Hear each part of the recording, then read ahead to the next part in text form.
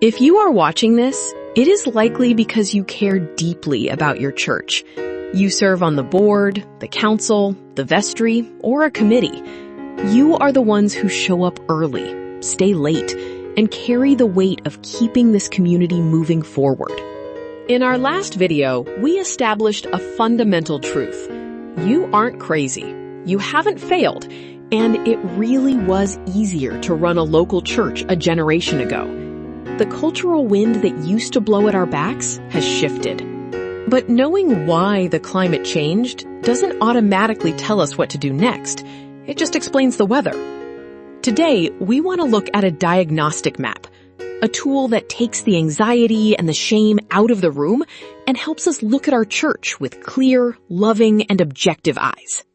To do that, we have to talk about how organizations age and the critical fork in the road every mature congregation eventually faces.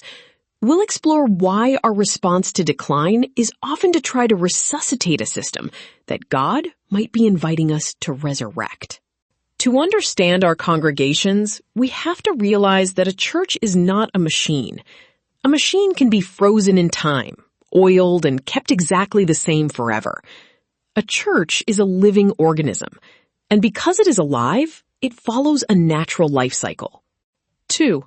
In what areas of our ministry are we exhausted because we are trying to resuscitate something that has run its natural course? Every church begins with vision. This is the spark, a group of people who look at their community and say, God is calling us to do something new. Energy is high, excitement is contagious, and there is almost no structure. It's just a dream and a calling. As that vision catches fire, it attracts people. This leads to relationships. People gather around the shared dream. They eat together, pray together, and care for one another. The community is tight-knit, flexible, and deeply connected. Soon, the relationships grow too large for informal gatherings. To support the people and the vision, the church builds programs. They start a Sunday school, form a choir, organize outreach ministries, and build or buy a facility. Structure is created, but it exists solely to serve the relationships and the vision. This brings the church to the peak of the curve, management. At this stage, the church has achieved a beautiful balance. Just enough structure to keep things running smoothly, but still enough energy to pursue the vision. This is the place we often look back on as the golden era. But because of a natural law called entropy, where energy naturally degrades over time, an organization cannot stand still on the peak forever. Without a deliberate infusion of new vision, the curve begins to slope downward. The first step down is maintenance. Here, the church is still healthy, but the focus has subtly shifted. Instead of asking, where is God leading us next, we start asking, how do we keep doing what we've always done?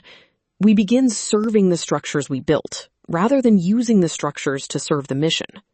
If maintenance goes unchecked, we slide into preservation. At this stage, anxiety begins to creep in. We notice attendance is dipping, or the budget is tightening. The focus turns inward, protecting our resources, our building, and our heritage. The unspoken goal becomes self-preservation. Next comes life support. In this phase, the energy of the church is almost entirely consumed by the effort required just to keep the doors open. We are running on fumes, spending maximum energy to maintain a legacy system that is no longer sustainable. And finally, if nothing changes, every system eventually reaches death. As church leaders, looking at this curve can feel uncomfortable. We might look at these stages and try to guess exactly where our congregation sits. But hear this clearly. Aging is not a sin. It is biology. Even the Apostle Paul's historic churches in Ephesus, Philippi, and Corinth eventually reached the end of their life cycles and closed their doors. Yet the gospel survived. Having a life cycle doesn't mean we did something wrong. It simply means we are a living system. When a church leadership team realizes they are sliding down the right side of the curve, somewhere between maintenance and life support, the natural human reaction is panic. And in that panic, we almost always try to do one thing: resuscitate. Resuscitation is the exhausting effort to force a legacy system to perform exactly as it did at its peak. It is driven by the belief that if we just try harder, we can crawl back up the hill. We tell ourselves, if we can just hire the right youth pastor, the families will come back. If we just market our church better on social media, we'll fill the pews. If we can just get 20 more families to pledge, our budget issues will be solved. But notice what those statements have in common. They are focused on saving the structure, not the mission. In Scripture, we have a famous story of resuscitation, the raising of Lazarus. Jesus calls Lazarus out of the tomb, and he walks out, wrapped in grave clothes. It was an incredible miracle. But do you know what eventually happened to Lazarus? He grew old, got sick, and died again. Lazarus was resuscitated. He was brought back to his exact old life, with his exact old body, in his exact old town. He was given more of the same. When we try to resuscitate a church, we are trying to make it a Lazarus. We spend enormous amounts of energy, money, and emotional capital just to buy ourselves a few more years of the exact same model. And in the process, we burn out our most dedicated leaders. But as followers of Jesus, we are not a people of resuscitation. We are a people of resurrection. Jesus was not resuscitated like Lazarus. He was resurrected. When Jesus came out of the tomb, he did not return to his old physical life. He was given a transformed new body. In fact, his closest disciples didn't even recognize him at first on the road to Emmaus.